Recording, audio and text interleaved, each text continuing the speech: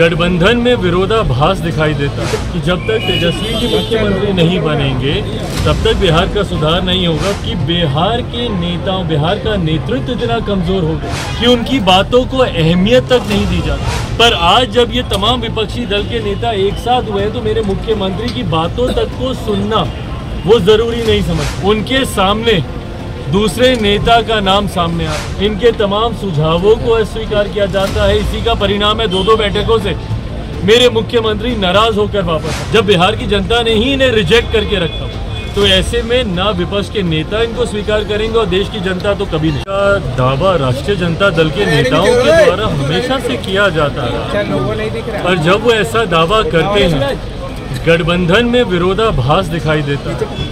मुख्यमंत्री नीतीश कुमार जी सार्वजनिक तौर से हर मंच से 15 साल पहले के बिहार की याद दिलाते हैं। तो जब वो 15 साल पहले के बिहार की याद दिलाते हैं तो कटाक्ष किस पे करते हैं? आदरणीय लालू जी, आदरणीय राबड़ी जी के शासनकाल की ही वो याद दिलाते हैं। और ऐसे ही राष्ट्रीय जनता दल के नेता जब ये दावा करते हैं कि जब तक तेजस्वी जी मुख्यमंत्री नहीं बनेंगे तब तक बिहार का सुधार नहीं होगा, तो वो निशाना जनता दल यूनाइटेड मुख्यमंत्री नीतीश कुमार जी पर साथ में। हकीकत है ये गठबंधन सिर्फ एक दूसरे की महत्वाकांक्षाओं को पूरा करने के लिए ही बना हुआ। इस गठबंधन में ना वैचारिक समानता है ना सिद्धांत है, सिर्फ एक दूसरे की महत्वाकांक्षाओं के लिए, एक दूसरे का लाभ लेने के लिए ये दोनों दल गठबंधन में है।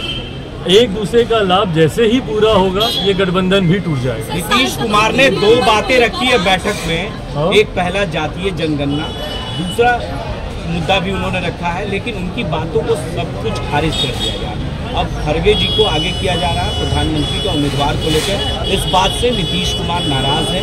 राहुल गांधी ने आज फोन भी किया है मनाने के लिए। मेरे मुख्यमंत्री ही नहीं सर, इधर भी देखिए, बल्कि बिहार के नेताओं का दबदबा हमेशा से केंद्र की राजनीति में रहा है। बिहार एक ऐसा प्रदेश है जो न सिर्फ लोकतंत्र की जननी रहा, बल्कि पहले महामहिम राष्ट्रपति देने का काम भी बिहार की धरती से ही हुआ।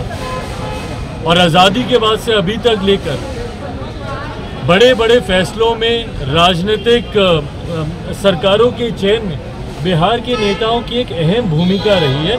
ये बिहार का व्यवहार हमेशा से रहा। पर आज मुझे इस बात का अफसोस होता है कि बिहार के नेताओं, बिहार का नेतृत्व इतना कमज़ोर हो गया कि उनकी बातों को अहमियत तक नहीं दी जाती। विपक्ष के गठबंधन में जहाँ एक दौर था कि नीति, नेता, नीयत सब तय करते थे बिहार के नेता, ऐसे में आज की तारीख में बिहार का नेतृत्व इतने कमजोर व्यक्ति कर रहे हैं कि जिनकी बातों को उनके गठबंधन में अब सुना तक नहीं जाता। मेरे मुख्यमंत्री जाते हैं, इस बात को मैं झुटलाऊंगा नहीं, इस बात को स्वीकार करना होगा कि भाई विपक्षी एकता की मुहिम उन्हीं ने शुरू की थी। भले अपनी महत्वाकांक्षा के लिए की थी, दरवाजे दरवाजे गए थे, प्रदेश प्रदेश गए थे, भले उसके पीछे सोच ये थी कि वो प्रधानमंत्री बने। पर आज जब ये तमाम विपक्षी दल के नेता एक साथ हुए हैं तो मेरे मुख्यमंत्री की बातों तक को सुनना वो जरूरी नहीं समझते। उनके सामने दूसरे नेता का नाम सामने आता है, इनके तमाम सुझावों को अस्वीकार किया जाता है। इसी का परिणाम है 2-2 बैठकों से मेरे मुख्यमंत्री नाराज होकर वापस आए।